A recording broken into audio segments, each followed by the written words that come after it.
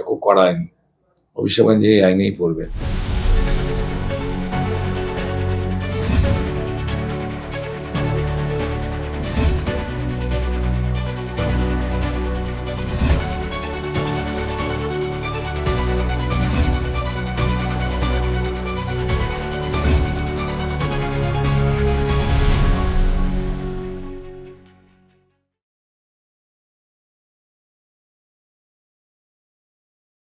নমস্কার।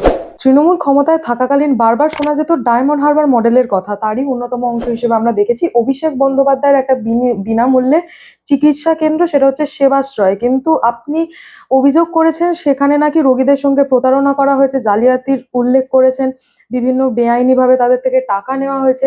এই কথার সত্যতা কতটা? আপনি যে মামলা দায়ের করেছেন। দেখুন, সেবাশ্রয় হচ্ছে একটা ধোকাশ্রয়, এটা কোনো সেবা হয়নি। এখানে ডায়মন্ডবাসীদের মাথায় টুপি পরিয়ে তাদের সঙ্গে ব্লাফবাজি করে অভিষেক এটা প্রহসন করেছে, যার মাধ্যমে কোটি কোটি টাকা ইনকাম হয়েছে। এইখানে বিভিন্ন ব্যবসায়ী, বিভিন্ন বিজনেসম্যান, কন্ট্রাক্টর, এদের কাছ থেকে কোটি কোটি টাকাও তুলেছে ওর অপারেশনাল অ্যাসেটগুলোর মাধ্যমে। এছাড়া সরকারি পুরো ব্যবস্থাকে কাজে লাগিয়েছে, আশাকর্মী থেকে আরম্ভ করে অ্যাটেন্ডেন্ট সবাইকে ডাক্তার সাজিয়ে ওখানটায় চিকিৎসা করিয়েছে। যারা বিভিন্ন স্টুডেন্ট আছে, ডাক্তারি কোর্সে পড়ছে, আয়ুষ, হোমিওপ্যাথি, এইসব স্টুডেন্টদেরকে ও মডার্ন মেডিসিন এর ওষুধ লিখিয়েছে। ওষুধের মধ্যে বিশেষ সংখ্যক ওষুধ আবার এক্সপায়ারি ডেট ছিল। আমার কাছে আশাকর্মীর ভিডিও আছে, তারা বলে ওষুধ আমরা কেটে দিচ্ছি, দেখছি যে গলে পড়ে যাচ্ছে। কমপ্লেন করা সত্ত্বেও সেগুলো কোনো রেক্টিফিকেশন হয়নি। এবং এইসব কোম্পানিগুলো সমস্ত অজানা কোম্পানির নাম, যেগুলো এমআরপি ধরুন 10 টাকা হওয়া উচিত, সেখানে হচ্ছে 80 টাকা দাম, এইরকম। অর্থাৎ কোটি কোটি টাকা বিল বাবদ দেখানো হয়েছে যে টাকাটাকে মানে ব্ল্যাক মানিকে হোয়াইট করানো হয়েছে। এভাবে চলছে। এছাড়াও যেমন ধরুন রেফার করে দিচ্ছে ওরা মডেল ক্যাম্পগুলোতে এই সমস্ত প্রেসক্রিপশনের মাধ্যমে। এই প্রেসক্রিপশনগুলো দেখেছেন, এগুলো কোনো ডাক্তারের প্রেসক্রিপশন হতে পারে? এই রেফার করেছে, সেখানে দেখা যাচ্ছে যেখানে কোনো ডাক্তারের নাম নেই, রেজিস্ট্রেশন নেই, কারা লিখছে, কারা রেফার করছে, এগুলো কোনো কিছু মানে আপনি বুঝতেই পারবেন না। আমি তো আমার মানে এতদিনের অর্গানাইজেশন রয়েছে, আমি কোনোদিন এই টাইপের প্রেসক্রিপশন দেখিনি। এবং সেবাশ্রয়ের নাম রয়েছে এরকমইভাবে ওরা প্রেসক্রিপশনগুলো করেছে।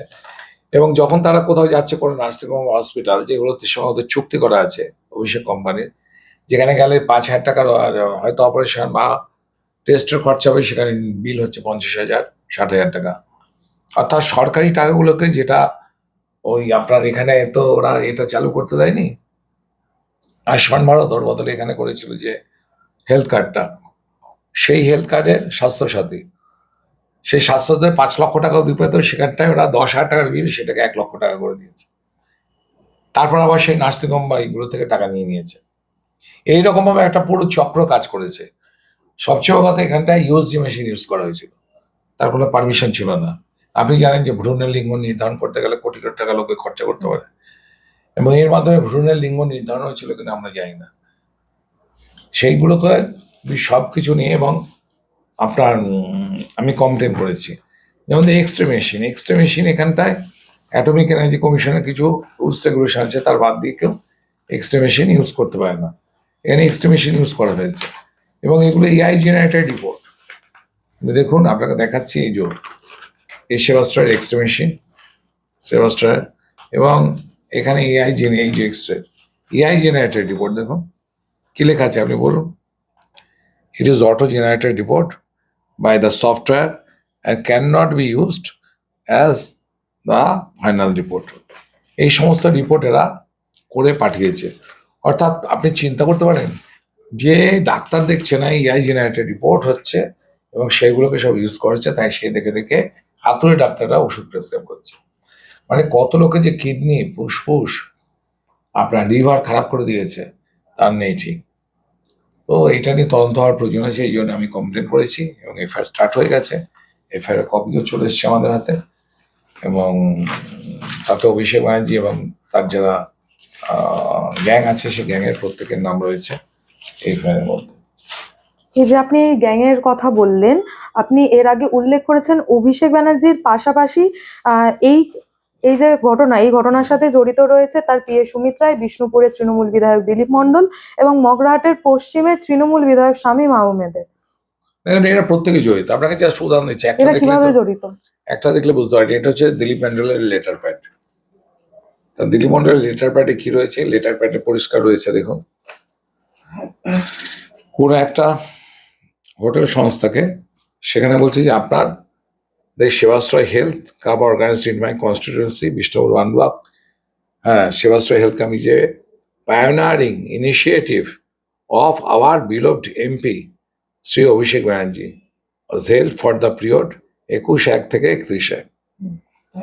I am very thanking to you and all your colleagues to provide with 22 rooms and snacks. এবার আপনি চিন্তা, লক্ষ লক্ষ টাকার বিল, তাকে আবার থ্যাঙ্কস জানাচ্ছি। এইভাবে তোলাবাজি হয়েছে, চিন্তা করতে পারবে না।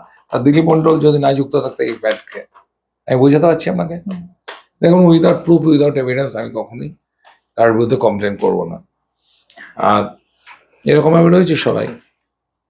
সবচেয়ে যেটা আশ্চর্য ব্যাপার, এখানে একটা জিহাদি নেটওয়ার্ক চলছিল কিনা, কাজ করছিল কিনা আমি জানি না। কারণ আপনার এই যে 7খানা যে মডেল ক্যাম্প কোঅর্ডিনেটর ছিল, তার মধ্যে এখানে হিন্দু মেজরিটি এরিয়া হওয়া সত্ত্বেও এখানটায় 7 জনের মধ্যে 6টাই মডেল কোঅর্ডিনেটর মুসলিমস। দেখুন, যেমন ধরুন মহাস্তাতে আবিদ হোসেন, মিঠাপুজে ডক্টর জাকির হোসেন, কক্সবাজারে ডক্টর পারভেজ আলম, বিষ্ণুপুরে ডক্টর আব্দুল বাড়ি, সাতগাছে ডক্টর শুভদীপ ঘোষ। একমাত্র আমার এরিয়াটাতে একটা হিন্দু এরিয়া রেখেছে বিধানসভাটায়। ফলতাতে ডক্টর সলমান হালদার, ডায়মন্ডহারবার ডক্টর মাকবুর রহমান বৈরালী। তো এগুলো তদন্ত হওয়া দরকার যে কি এমন বিষয় হলো যে এত মুসলিম ডাক্তারদেরকে এখানে এনে দেওয়া হলো। এবং প্রত্যেকটা ইয়ে দেখুন, সম্পূর্ণ পুরো জায়গাটায় প্রত্যেকটা, এবং তারপর পেরিফেরাল ক্যাম্প যেগুলো, প্রত্যেকটাতে 2টো করে মুসলিম দেখতে পাচ্ছেন।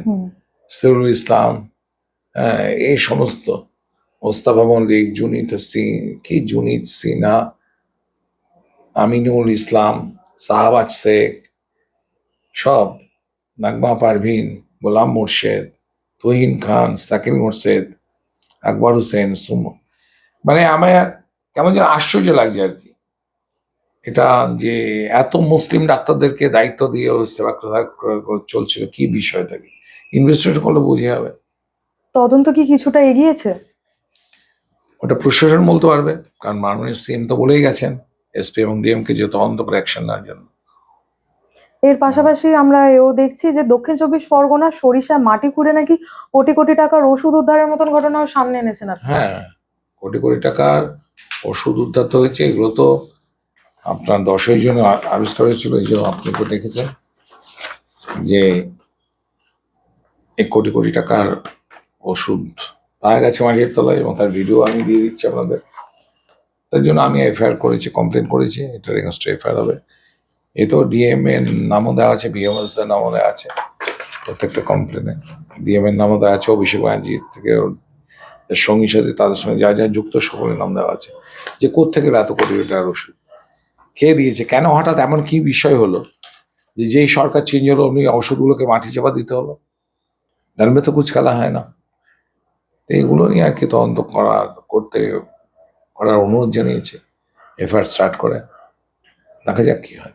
এর আগে আমরা দেখেছি যে অভিষেক ব্যানার্জি নিজের চোখের চিকিৎসার জন্য বারবার বিদেশ যাত্রা করতে চাইছেন, এমনকি এখনো আদালতের কাছে বারবার পারমিশন চেয়েছেন আমেরিকায় গিয়ে চোখের চিকিৎসা করবেন বলে। মানে উনি তাহলে নিজের সেবাশ্রয়ে চিকিৎসা করাননি কেন? এরকম অনুমোদন বিহীন যারা ডাক্তার তারাই তার সেবাশ্রয়ে রয়েছে বলেই কি নিজের সেবাশ্রয়ে চিকিৎসা করাননি তিনি? এটা অশিক্ষিত লোকের হাতে যদি ক্ষমতা বাড়ে, তার কি দুর্দশা। অভিষেক ব্যানার্জি তার উদাহরণ। মেয়ার একটা উচ্চ মাধ্যমিক পাশে রাজ্য স্বাস্থ্য ব্যবস্থা এবং কেন্দ্র স্বাস্থ্য ব্যবস্থার বিরুদ্ধে গিয়ে এটা এই আপনার স্টুডেন্টদের দিয়ে, যারা ডাক্তারি পাশ করেনি সেই সব লোকদের দিয়ে এবং এই সমস্ত ভেজাল ওষুধদের দিয়ে ও একটা এক্সপেরিমেন্ট করতে চাইছিল নিজের স্বার্থসিদ্ধি, পকেট ভরানোর জন্য। ব্ল্যাক মানিকে হোয়াইট করার সঙ্গে একই সময় তোলাবাজির মাধ্যমে টাকা তোলে। তো ওর জন্য এর জন্য একে শাস্তি পেতেই হবে। এই যে পিসিএম পিএনডিটি অ্যাক্ট 1994 না, এটা ভ্রূণের লিঙ্গ নির্ধারণের রেজিস্ট করার জন্য আইনটা করা হয়েছিল, এটা খুব কড়া আইন, অভিষেক ব্যানার্জি এই আইনেই পড়বে। নির্বাচনের আগে আমরা দেখেছি যে উস্কানিমূলক মন্তব্যের জেরে যে ডিজে মামলা হয়েছে, আদালতের নির্দেশ ছিল তদন্তে সহযোগিতা করতে হবে অভিষেককে, কিন্তু কণ্ঠস্বর পরীক্ষার নির্দেশ থাকলেও তিনি আসছেন না, তদন্তে সহযোগিতাও করছেন না। কিন্তু অভিষেক ব্যানার্জি বলছেন যে ওই কণ্ঠস্বর তারই, তিনি বিষয়টা স্বীকার করেছেন, একবারও অস্বীকার করেনি। তারপরেও কেন কণ্ঠস্বরের নমুনার প্রয়োজন তা নিয়ে প্রশ্ন তুলে হাইকোর্টে মামলা করেন তিনি। না, ওকে রিটেন দিয়েছে, মুখে তো বললে হবে না, ওকে রিটেন স্টেটমেন্ট দিতে হবে, এবং সেটা গিয়ে আপনার যে আধিকারিক আছেন, যিনি আপনার ইনভেস্টিগেশন অফিসার আছে, তাকেই দিতে হবে, গিয়ে ওই যেতে হবে। কেন যাবে না? কি কোন হরিদাস পাল যেও যাবে না? উনি যখন নিজে থেকে স্বীকার করে নিচ্ছেন, তাহলে এই কণ্ঠস্বর পরীক্ষার ক্ষেত্রে তার অসুবিধাটা কোথায়? না, স্বীকার করে নিচ্ছে, মুখে মিডিয়ার সামনে বললে তো হবে না। ওকে রিটেন স্টেটমেন্ট দিতে তার কপিটা দিতে বলুন মিডিয়াতে। মিডিয়াকে তো বলছে আমি স্বীকার করে নিচ্ছি, ওইটা তো আর আপনার এভিডেন্স হবে না। ওকে ইনভেস্টিগেশন অফিসারের কাছে রিটেন দিয়ে জবাব দিই, রিটেন স্টেটমেন্ট দিক যে হ্যাঁ এটা আমার কণ্ঠস্বর ছিল, তারপর আইনানুগ ব্যবস্থা হবে। নাহলে পালিয়ে বেড়ালে হবে না তো, ওর যেতে অসুবিধা কোথায়? এত লোক যাচ্ছে, সকলেই যাচ্ছে, ও কেন যাবে না? আর এও নাকি শোনা যাচ্ছে যে স্থানীয় লোকেদের নাকি জোর করে সেবাশ্রয়ে পাঠানো হতো। সেবাশ্রয় তো ভিড় হতো না, সব নেতাদের ভিড় হতো। প্রত্যেক মানে লোকাল লিডাররা গিয়ে তারা গিয়ে গিয়ে বলতো যে সেবাশ্রয় যেতেই হবে, না সব অনুদান বন্ধ হবে, লক্ষ্মী ভাতা বন্ধ করে দেবো। বাধ্য হতো সব মেয়েরা বউরা গিয়ে হাজির হতো। অনেকে ওষুধ হতো, ওষুধ খেয়ে অনেকে শরীর খারাপ হয়ে গেছিল, আবার তাদের পিছনে প্রচুর তো ভিডিও রয়েছে, আপনি চাইলে আমি অনেক দিয়ে দিতে পারি। অপরদিকে যে আরেকটি ঘটনা, নৃশংস একটা নাবালিকাকে গণধর্ষণ এবং খুনের অভিযোগ রয়েছে। ইতিমধ্যে 3 জনকে গ্রেফতার করেছে পুলিশ। মূল অভিযুক্ত আনন্দ সর্দারের পাশাপাশি গ্রেফতার হয়েছেন প্রভাস মণ্ডল এবং দিবাকর সর্দার নামে 2 অভিযুক্ত। এতদিন ধরে আমরা হাঁসখালি দেখেছি, কামদুনি দেখেছি, আরজিকর দেখেছি, এতটা প্রশাসনিক তৎপরতা আমরা কখনো দেখিনি। এখন যে ধর্মের হোক, যে জাতের হোক, যে গোষ্ঠীর হোক, সব যে কেউ অন্যায় করলে তার বিরুদ্ধে অ্যাকশন নেওয়া হবে, যেভাবে ইউপিতে নেওয়া হয়েছে। এটা বিজেপি সরকার চলছে, এটা তৃণমূল সরকার নয়। এবং কতগুলো মাতাল গাঁজাখোর সুস্থ অবস্থা থাকলে হয়তো হতো না, তো ওখানে মেইন হচ্ছে মদ গাঁজার ঠেকগুলোকে সব ভাঙতে হবে। এখন পুলিশ ডিপার্টমেন্টও তো অনেক রয়ে গেছে না, সব তৃণমূলী মাল, তা তো এখনো অ্যাক্টিভ হয়নি। সরকারকে একটা জায়গায় বসে পুরো অ্যাডমিনিস্ট্রেটিভ কন্ট্রোল করতে গেলেও অন্তত 1 বছর টাইম দরকার। পুলিশ যদি সক্রিয় হতো তাহলে মদ গাঁজা আর চলতো। এই যে কে বলছে যে কোন বিজেপি নেতাটাকে পুলিশ বলেছে, বিজেপি নেতা বলতে ছাড়িয়ে দিয়েছে, এটা মানে কথার কথা বলে নাকি পুলিশের? যেখানে মাননীয় রাজ্য সভাপতি বলে দিয়েছেন যে কোনো নেতার কথা শোনা চলবে না, ফ্রি হ্যান্ডে কাজ করুন। যেখানটায় মাননীয় সিএম বলে দিয়েছেন, মাননীয় শুভেন্দু দা, যে ফ্রি হ্যান্ডে কাজ করুন পুলিশ ডিপার্টমেন্টকে, তারা এখন অজুহাত দিলে হবে? ওই পুলিশ অফিসার যে বলছে এই ধরনের কথা, তাকে ইমিডিয়েট সাসপেন্ড করা উচিত। সেই কারণ নেতা তাবেদারি করতে যাবে কেন, সে যত বড়ই নেতা হোক? ফ্রি অ্যান্ড ফেয়ার হ্যান্ড যাদের দেওয়া হয়েছে অ্যাডমিনিস্ট্রেশনকে ঠিকঠাক চালানোর জন্য, তাহলে সে কেন করবে? দেখা যাচ্ছে যে বারুইপুরের এই ঘটনা নিয়ে প্রাক্তন মুখ্যমন্ত্রী মমতা ব্যানার্জি ভীষণ রকমের সরব। তিনি মোমবাতি মিছিল করছেন এবং মিছিলের জন্য যদি অনুমতি না পান তাহলে তাকে মানে মামলা করারও অনুমতি দিচ্ছে আদালত। কিন্তু এর আগে আমরা আরজিকর কাণ্ড দেখেছি, পার্ক স্ট্রিট বা কামদুনি দেখেছি, সেই সব ঘটনা তিনি ছোট ঘটনা, সাজানো ঘটনা এইসব বলে উল্লেখ করেছেন। মমতা ব্যানার্জির অ্যাক্টিভিটিস দেখে ওই যে মানে সেই সৈয়দ মুজতবা আলী সে গল্পের মতন আর কি, যে আস্তে কোন কর্তা ঘোড়ায় হাসবো। মানে একটা মহিলা ওখানটায় ধর্ষণের একটা রাজ্য করে ফেলেছিলেন। কম ধর্ষণ হয়েছে, অধিকাংশ পুলিশ রেজিস্টারই করেনি সেই রেপ কেসগুলো। আর অধিকাংশ জায়গা হচ্ছে মুসলমানদের দ্বারা হিন্দু মেয়েদের রেপ। কটা গিয়ে করা হয়েছে? মুসলমানদের তোষামত করে গেছে সব। আজকে ভাইস ভার্সা, এটা যদি কোনো হিন্দু মেয়ে রেপ্ট হতো কোনো মুসলিম লোকেদের দিয়ে, সঙ্গে সঙ্গে এদের উল্টো সুর কাটতো। আগে এদের নিউট্রাল হতে হবে, তারপরে এরা আন্দোলন করবেন। দেখা গেছে যে নওশাদ সিদ্দিকী ওই মৃতার পরিবারের সঙ্গে দেখা করতে যান এবং বলেন যে বিজেপির ভরসা ইন ভয় আউট স্লোগানকে কটাক্ষ করছেন এবং বলছেন সরকারে আসার 2 মাস পার হতে না হতেই দেখা যাচ্ছে 5-7টি ধর্ষণের মতন ঘটনা। আবার একইভাবে পুলিশের যে নিষ্ক্রিয়তা সেই অভিযোগ উঠছে এবং তৃণমূলী কায়দায় বিজেপি নেতারা গিয়ে অভিযুক্তদের ছাড়িয়ে নিয়ে যাচ্ছেন। এটা বাজে কথা। নওশাদ যদি এই কথা বলে থাকে, ফালতু কথা বলেছে। কোনো বিজেপি নেতা ছাড়াতে যায়নি, এটা পুলিশের কথা। পুলিশ প্রমাণ দেখা করবে বিজেপি নেতা তাকে ছাড়াতে বলেছে। অ্যাকচুয়ালি পুলিশের নিষ্ক্রিয়তা বললাম তো, পুলিশকে এখনো সক্রিয় হতে গেলে টাইম লাগবে। পুলিশ অনেকটা অ্যাক্টিভ হয়েছে, এতদিন আবর্জনা, সে আবর্জনাকে পরিষ্কার করতে তো পুলিশকে টাইম দিতে হবে। এবার মদ গাঁজাখোর লোক তো জানেন, নেশা হলে তাদের বিবেক হয়ে যায়, একটা বাচ্চা মেয়েকে রেপ করলো, কারণ এই মাতাল কতগুলো হয়ে ভূত চাপলো করলো। সমাজের অনেক কিছুই ব্যাপার আছে। আমার মনে হচ্ছে মোদিজি যখন এই ব্লু ফিল্মের সাইটগুলো যখন বন্ধ করতে গেছিল, অনেক সেকুলারবাদী, অনেক ওপেন মাইন্ডেড ফোরাম রে করে তেড়ে উঠেছিল, কেন করা হবে, স্বাধীনতা হস্তক্ষেপ করা হচ্ছে, তো যাবেনটা কোথায়? আজকে এই সবার ফলে তো অনেকে অশালীন পোশাক পরে রাস্তাঘাটে করে, তার ফলে তো রেপের ঘটনা অনেক সময় বেড়ে গেছে, বাড়েনি? কন্ট্রোলটা করবেন কোথায়? সবাইকে তাহলে সহযোগিতা করতে হবে তো। তো মানুষের এই রেপটা কি, এটা একটা মনের ব্যাপার, একটা উত্তেজনা বশত কেউ করে, সুস্থ মস্তিষ্ক লোক করে, এগুলো একটা মানসিক বিকৃতি। এদের জন্য আলাদা গ্যারেজ করা উচিত, নইলে রেপ কেস করে 2 মাস পরে ছাড়া পাবে, 6 মাস পরে ছাড়া পাবে, আবার তারা এসে কত এই ধরনের ঘটনা ঘটেছে, আবার এসে অন্য কাউকে রেপ করবে। এদের জন্য এমন একটা কারাগার করা উচিত যেখানে একসঙ্গে মেন্টাল যাতে ডেভেলপমেন্ট হয় সেটাও হবে, রেক্টিফিকেশনটা যাতে হয়, আর একই সঙ্গে যেন সহজে ছাড়া না পায়। আর যেভাবে মেয়েটাকে মেরেছে এদের প্রত্যেকে মৃত্যুদণ্ড দেওয়া উচিত, বিশেষত যে ব্যক্তি জলে মেরেছে। আর মৃত্যুদণ্ড দেওয়ার অধিকার আমাদের নেই তো, ক্যাপিটাল পানিশমেন্ট দেওয়ার আমাদেরকে, পুলিশ তা তদন্ত করে জমা দেবে, বিচারপতি দেবে, সেখানেও তো অনেক গোড়ায় গলদ আছে। আবার চাইবে প্রাণ ভিক্ষার আবেদন করবে, এই করতে করতে করতে জেলেই মারা যেতে পারে। আমাদের কিছু তো আইনেরও লুপহলস আছে, বিচার ব্যবস্থার মানে আর কি বলবো। আপনি দেখছেন না যে আমার ইলেকশন পিটিশনটা সবকিছু এভিডেন্স থাকা সত্ত্বেও 3 বছর রায়পা কি সুন্দর এমপি হয়ে কাটাচ্ছে, ওগুলো থাকা উচিত? এরকম ব্যাপার চলে আর কি। বিচার ব্যবস্থা যত সক্রিয় হবে তত মানুষের তার এটা পাবে, বর্তমান সুরাহাটা পাবে। মুখ্যমন্ত্রী শুভেন্দু অধিকারী তো আশ্বাস দিয়েছেন এবং বলেছেন দোষীদের ক্যাপিটাল পানিশমেন্ট হবে, কাউকে ছাড়া হবে না, এমনকি যে নির্যাতিতার পরিবার যা চেয়েছে সেই অনুযায়ী সরকার কাজ করবে বলে আশ্বাস দিয়েছেন। হ্যাঁ, আমাদের সিএম তো যা বলেন সেটাই করেন, তো উনি যখন বলেছেন অবশ্যই হবে।